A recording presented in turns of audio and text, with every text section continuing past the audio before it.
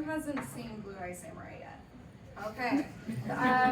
The spoilers are as minimal as they can be while making my points. And they all serve a purpose, but the major ones I have left unspoiled for you.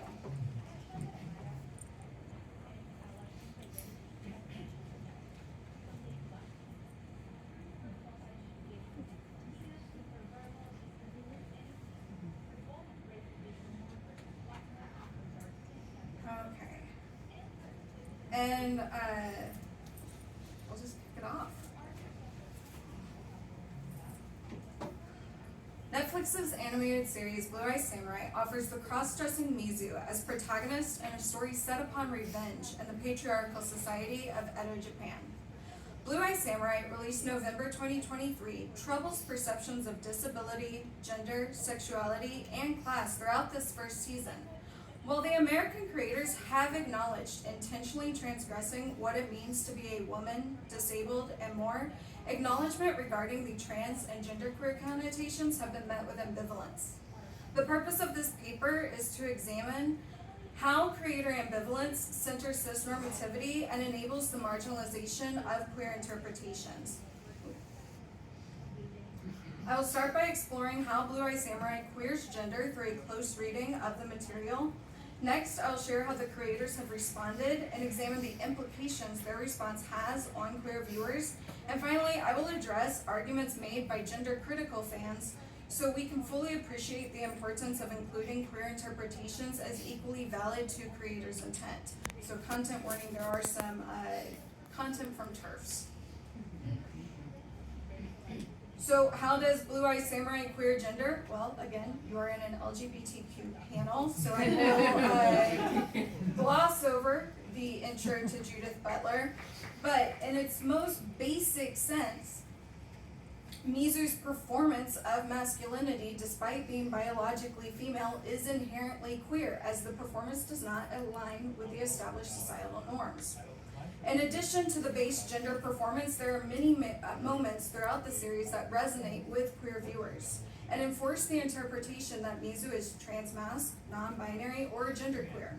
Since I personally interpret Mizu as transmasc, I will be using he, him pronouns. However, the creators use she, her. Throughout the series, Mizu reacts viscerally to being called a girl, which is why I won't. Most notably in moments that nobody is around, providing evidence that the reaction is not out of fear of discovery, rather a reaction against being misgendered.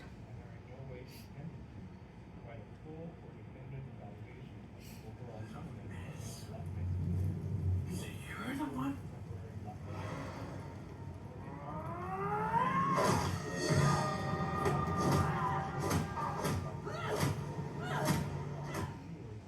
And that is why I use he, him.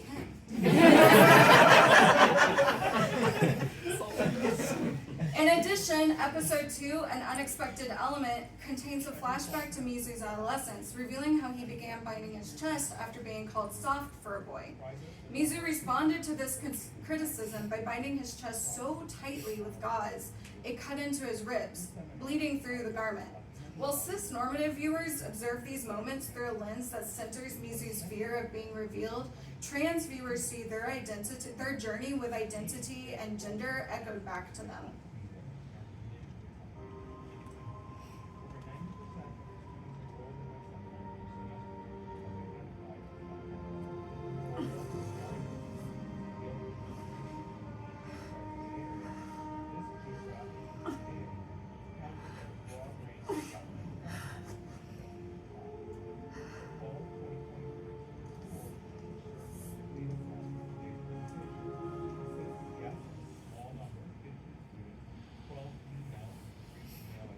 In fact, the episode most used to support a cis reading, The Ronin and the Bride, in which Mizu is pressured to forget his vendetta and live a quiet, peaceful life, also provides the trans audience a rarely represented phenomenon, purging. Deja Nicole Greenlaw, a columnist for the Rainbow Times, offers her experience with the purging phenomenon as a trans woman. She stops expressing female, throws out all her female clothes and accessories, and attempts to go back living only a male. Flip it and reverse it, you got Mizu. For those assigned female at birth, purging often presents as displays of hyperfemininity. Mizu's brief period living as a woman in the episode can be interpreted as his personal purge. Through flashback, we see Mizu reunited with a mother he thought was dead, alive, and working as a whore. Mizu offers to take care of her, freeing her from the path of a whore as he has earned enough money. A Benraku puppet show performing the Ronin and the Bride adds an allegorical element to Mizu's flashbacks. While Mizu's shift away from performing masculinity isn't shown, the Benraku story shows the Ronin determined to continue the path of revenge, but a woman begs he abandons it. Mizu is starving for maternal affection. He is clearly pained by every criticism and seems so far from the stoic warrior we have seen in the previous episodes. When his mother secures him a husband, Mizu rejects the match as out of the question. Out of the question. I made my vow. What woman doesn't want a man to take care of her? Of her mother? Mizu only consents after guilt and coercion from his mother. It becomes clear that Mizu is both the Ronin and the bride in the puppet story. This episode is rich in genderqueer representation throughout the gender spectrum, which will be explored further in greater detail in my expanded analysis, but to briefly outline, I will touch on how trans women, trans men, and non-binary people may find their experience represented. Trans women identify with Mizu being forced to live as a man, transition to womanhood, invitation to show all of herself, only to be rejected. Particularly because swords so often serve as euphemisms for manhood and penises. Trans men identify with the purging aspect and dedication to truly try living as their assigned female gender. And even non-binary people find representation when Mizu's husband asked, "You wanted to live as a man?" Mizu replies, "I had to." Desire is not part of the response. Non-binary people know all too well how society expects you to fit within a dichotomy. But this time as a woman comes to an end after Mizu shows his true self is not the timid, frail woman shown in the exposition. Greenwald goes on to say, purging does give some sense of normalcy, but it's only for a short time. Then it's time to face your demons again. They're not going away ever. Mizu's time as a bride ends exactly as Greenwald describes to an eerie degree. Even the Onryo, a demon, is a central symbol within the episode as Mizu realizes this time in his life was always destined to end. Within her lifeless body roiled a tempest of hate, betrayal, injustice, possessing her soul, transforming her into a nightmare, into an Onryo! Despite the rich evidence for trans interpretation, the creators Amber Noizumi and Michael Green responded dismissively when Abby White from The Hollywood Reporter brought up the non-binary interpretation and asked why they ultimately chose to center a woman. White's choice to use the word center in her question is appropriate, as Noizumi responds, "I think mainly because I'm a woman, and I was imagining what it would be like for me there. I guess it was also just giving her a second otherness, that it wasn't just her having to deal with her race. It was somebody who had to overcome two challenges. She had to be so driven and so focused. We can really see that she didn't take it lying down. She had to really rise up."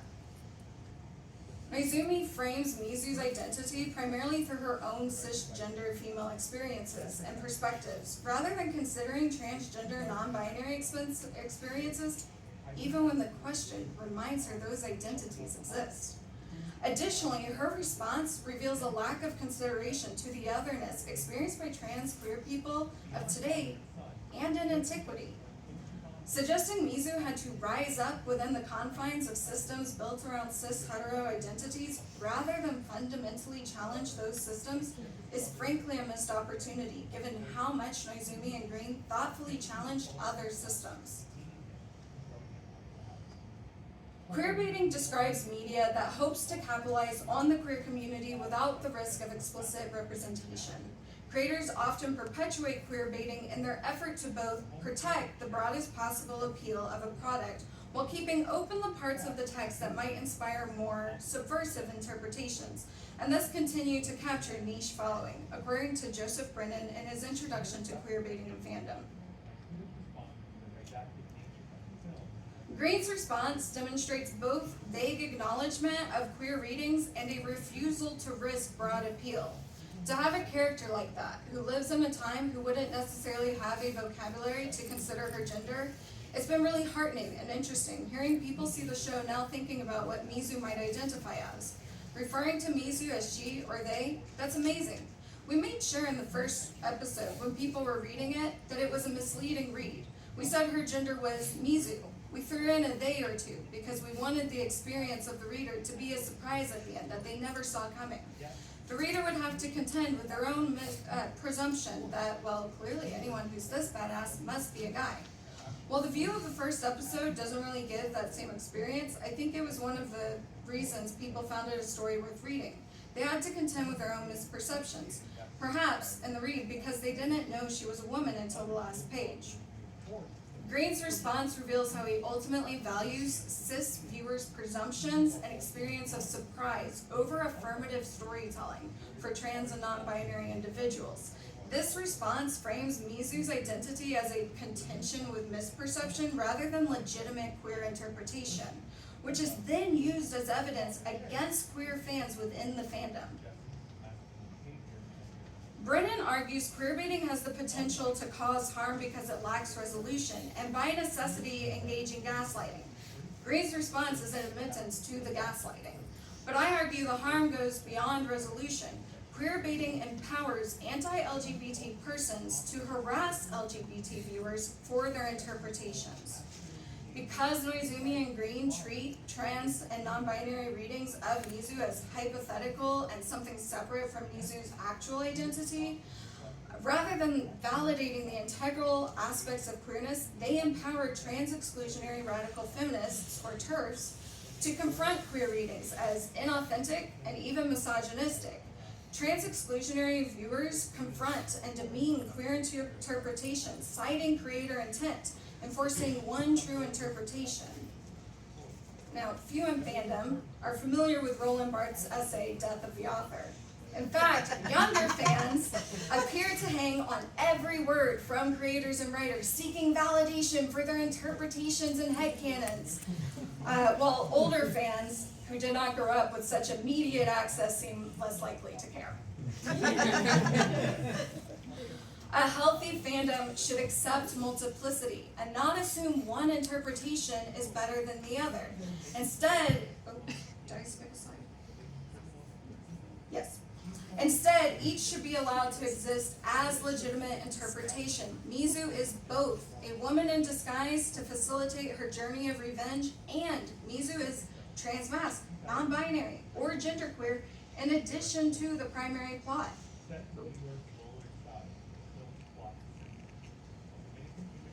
However, the gender-critical fans of Blue Eye Samurai do not allow multiple interpretations. In fact, there is an insistence that to read Mizu as existing outside the gender binary is to erase a strong female character and engage in misogyny. These accusations of misogyny dominate the fandom, inflicting linguistic violence on trans non-binary fans through transphobic rhetoric. Because to conflate transmasculinity with misogyny, an oppressive and violent structure, is erasing the valid experience and journey of people assigned female at birth to be both feminists and transmasculine. Before I conclude, I would like to examine some of the dominating arguments by trans exclusionists. The first being centered on time period. Blue Eye Samurai is set in the 1600s, but Mizu is a construction, a creation of the 2020s, and is thus uniquely positioned in a way other popular cross-dressing figures from the past are not. The creators made a conscious choice to employ modern sensitivity in the case of Ringo, a disabled secondary character. As explained by Noizumi and Green in an interview with Tadam, they wanted to ensure Ringo was treated with dignity, even though a character of his disability might have faced much cruelty during the Edo period. The creators aimed to appreciate Ringo's outsider status without subjecting him to the unpleasant levels of historical mistreatment, always portraying him as rising above every limitation imposed on him, and serving as the heart of the show. This deliberate use of modern sensibilities for a marginalized character undercuts arguments against reading Mizu through a queer lens as anachronistic, exposing the selective application of historical accuracy. The selectiveness is explicitly demonstrated by Ringo's humming throughout the show, as the song he hums is Akatambo, written in 1927. Yeah.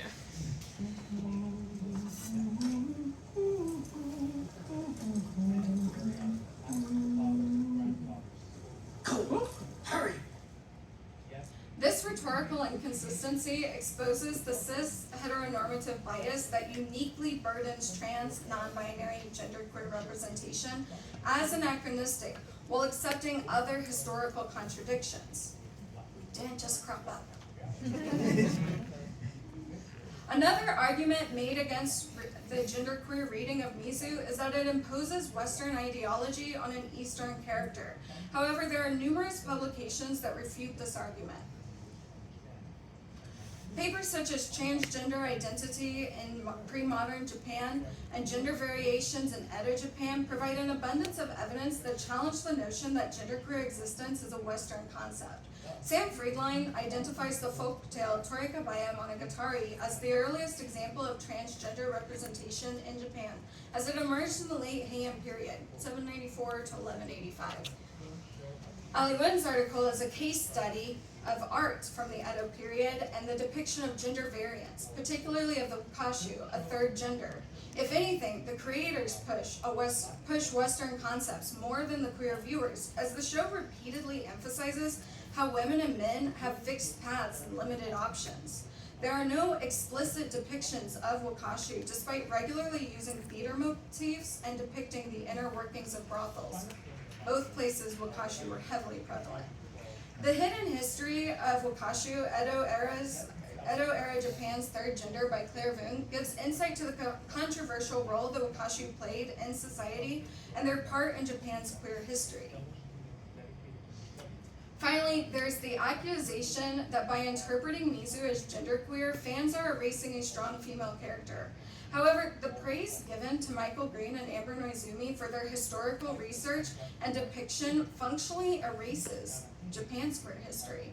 Today it is very easy for women to find powerful representation, but representation of complex genderqueer characters is lacking, particularly of stories that do not center strongly on the conflict of existing as trans. Blue Eye Samurai can be refreshing for trans viewers hungry for complex and interesting representation. In conclusion, Blue Eye Samurai's complex exploration of gender and identity resonates with many queer viewers. While the creators centered a female character, their tepid acknowledgement of genderqueer interpretations perpetuate the harm caused through queerbaiting by enabling the marginalization of trans and non-binary fans within the fandom. This marginalization is furthered by the show's selective use of modern sensibilities, as seen with the portrayal of disability. Recognizing Mizu as both a woman in disguise and a genderqueer individual would validate the queer readings alongside creators' intent, which would foster a more inclusive fandom community for all Blue Eye Samurai fans. Thank you.